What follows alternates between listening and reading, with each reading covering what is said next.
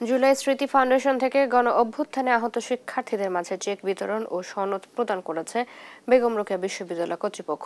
মঙ্গলবার দুপুরে বিশ্ববিদ্যালয়ের সিন্ডিকেট হলে 25 জন আহতকে 1 লক্ষ টাকার চেক দেওয়া হয়। একই সাথে অভ্যুত্থানে অসামান্য ভূমিকা রাখায় তাদের সনদ প্রদান করে বিশ্ববিদ্যালয় কর্তৃপক্ষ আহতদের বেতন, সেশন ফি মওকুফ করেছেন।